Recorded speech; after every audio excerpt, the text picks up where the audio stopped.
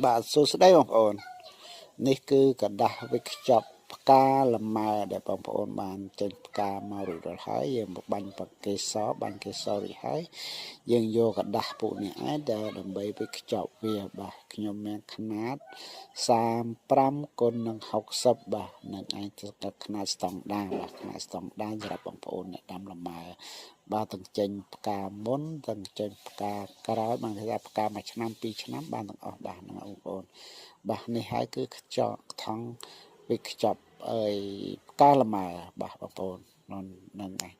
ចូលស្តុបខ្ញុំហើយបងប្អូនឆាប់រស់រាន់ឡើងបាទនឹងឯងដូច្នេះខាងខ្ញុំមានទាំងថងវិកខ្ចប់ផ្ការួចហើយក៏យើងមានថងវិកខ្ចប់ផ្លែលម៉ើបាទយើងបានប្រប៉ិនកូនដៃកូនអីយើងប្រឡះរួចរាល់ហើយយើងមកខ្ចប់ហើយផ្លែម្ដងបាទនេះគឺថងវិកខ្ចប់ផ្លែលម៉ើហើយព្រមទាំងមានស្បែកខៀវសម្រាប់បងប្អូនហើយវិកខ្ចប់ផ្លែរបស់វាដើម្បីផ្លែល្អស្អាតផ្លែមើលទៅស្រស់ស្អាតលក់មានតម្លៃគឺខាងខ្ញុំមានចំណាយបាទខាងខ្ញុំស្តុបខាងខ្ញុំមានបាទមានគ្រប់បែបយ៉ាងបងប្អូនសម្រាប់បងប្អូនបាទនឹងឯងសូមបងប្អូនឆាប់រស់រាន់មកបងប្អូនមានលម៉ើបាទចេញផ្កាហើយ